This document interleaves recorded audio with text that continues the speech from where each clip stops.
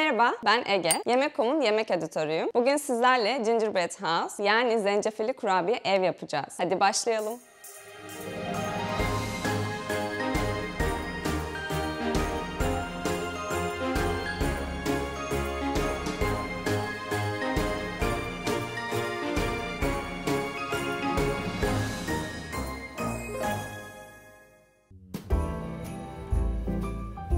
Kurabiye evimizi yapabilmek için bazı ekipmanlara ihtiyacımız var. Bunlar her evde olan malzemeler aslında. Bir mutfak tartısı, şablonumuzu oluşturmamız için kalemimiz, cetvelimiz ve makasımız, yağlı kağıdımız, merdanemizi kullanacağız hamurumuzu açmak için. Sıkma poşeti ve duyulara ihtiyacımız var. Eğer evinizde duyunuz yoksa sıkma poşetin ucunu keserek de rahatlıkla yapabilirsiniz.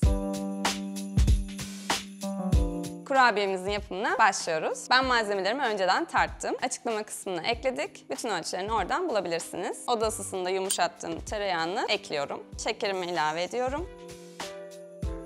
İstediğim kıvama geldi. Pekmezi ekliyorum. Yumurtamı ekliyorum. Baharatlarını ekleyeceğiz. Zencefil atıyorum. Toz karanfil, tarçın, kabartma tozu ve tuz. Şimdi unumu aşamalı olarak ekleyeceğim. Son olarak suyunu ekliyorum. Tam istediğim kıvama geldi. Ele yapışmıyor. Hamurumu şöyle yayıyorum. Streçleyip 2 saat buzdolabına dinlendireceğim. Daha sonra açacağız.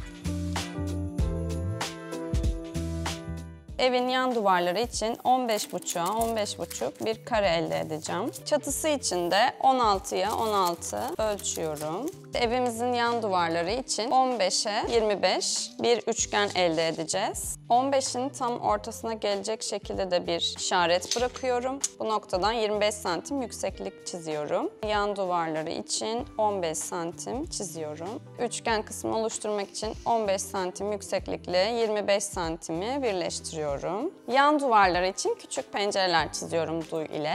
Diğer yan duvarları için de dilerseniz pencereler çizebilirsiniz. Küçük bir kapı yapacağım. Pencerelerimi ve kapılarımı kesmiyorum, sadece referans olarak işaretledim. Çünkü onları kurabiyelerim üzerinden şekillendireceğim. Şablonlarımız hazır. Üçgen yan duvarı, kare yan duvarı ve çatısı. Ben sık sık kurabiye ev yaptığım için bu tarz şablonlar kullanıyorum. Kartondan hazırlıyorum. Siz de eğer birçok kez yapacaksanız kartonlardan şablon hazırlayabilirsiniz.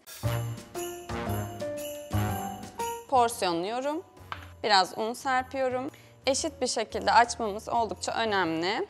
Açtıkça büyüklüğünü kontrol etmek için şablonlarınızı kullanabilirsiniz. Biraz daha açmam lazım. Hamura çok fazla elimle temas etmeden açmaya çalışıyorum ki erimesin. Şimdi olmuştur. Evet, gayet güzel. Hamurumu silpatıma alıyorum. Siz dilerseniz yağlı kağıt da kullanabilirsiniz. Ben bu şekilde daha kolay yapıyorum. Kalınlığı da şu şekilde. Ne çok ince ne çok kalın olacak. Bu aşamada dikkatlice kesmemiz oldukça önemli. Hamurumuz hassas. Fazlalıklarını alıyorum. Bunları tekrar değerlendireceğim. Şöyle tekrar düzeltebiliriz kenarlarını. Şimdi pencerelerini açacağım. Bu şekilde kesiyorum.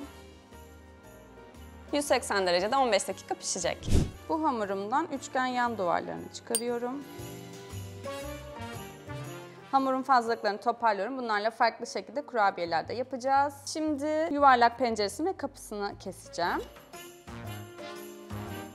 Evimizin üçgen duvarları da hazır. Şimdi aynı şekilde fırına gönderiyorum. Çatısı için de 16'ya 16 çıkarıyorum. Aynı şekilde pişiriyorum. Kurabiyelerimiz fırından çıktı. Misler gibi kokuyorlar. Şimdi sırada royal icing yapımı var. Önce yumurta beyazımızı tuzla birlikte birazcık çırpıyoruz ve köpürtüyoruz. Pudra şekerini aşamalı olarak ekleyeceğim. Kıvamı koyu olacak.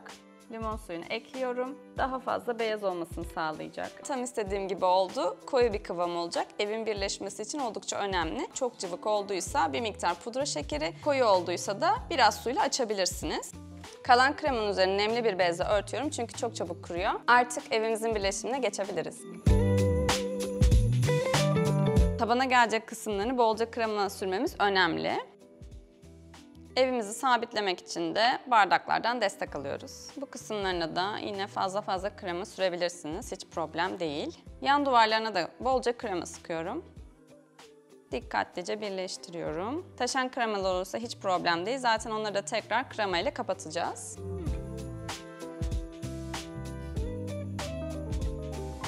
Artan kremaları da şöyle elinize temizleyebilirsiniz. Çatılar için bu kısımları da bolca krema sürüyorum. Bu şekilde yerleştiriyorum. Birkaç dakika şöyle destekleyebilirsiniz elinizle. Son parçamızı da artık ekliyoruz. Çok fazla bastırmanıza gerek yok. Sadece elinize destekleyebilirsiniz. Eğer bu aşamada evinizin parçaları kayıyorsa biraz daha krema ile destekleyerek tutunmasını sağlayabilirsiniz. Şimdi en eğlenceli kısmına geldik. Kalan kremamı ben çok az suyla açtım. Çünkü biraz daha sıvı bir kıvam istiyorum. Krema torbasının ucuna yıldız uç taktım.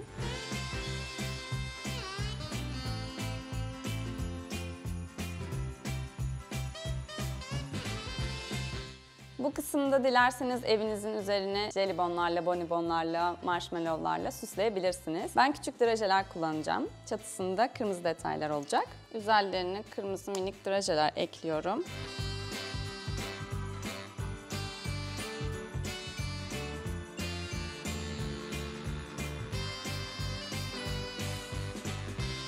Artık son süslemelere geldik. Ben kurabiyelerimi böyle süsledim. Çok tatlı oldular. Şimdi bunları bu şekilde yerleştireceğim.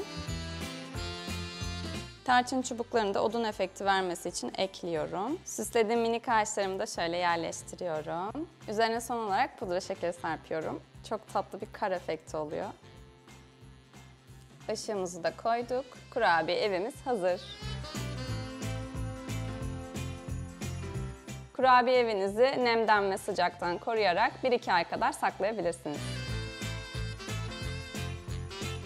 Pandemiyle birlikte aileler bu tarz kurabiyeleri evlerinde yaparak aslında o yeni yıl ruhunu yaşatmak istediler ve giderek popülerleşti. Renkli ve eğlenceli bir aktivite olduğu için aslında çocuklar için gayet uygun.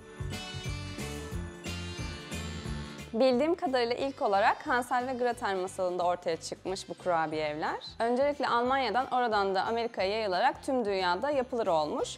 Yeni yıl döneminde hemen hemen her yerde bu kurabiyeleri görebilirsiniz.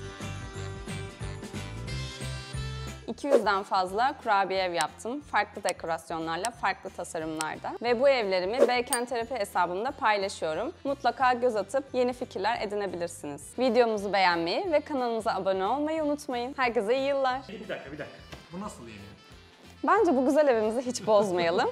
Bu yanındaki kurabiyeleri size ikram edebilirim. Şuradan ısıramaz mıyım? Ben direkt çatıyı götürmek istiyorum. Hadi götürün o zaman. Ben ağaç alacağım. Ben de bu minik tatlı adamı alacağım. Afiyet olsun. Bunu Yasemin Şef, Ferhat Şef sizler için bozmadık. Haberiniz olsun. Öyle falan. Tamam.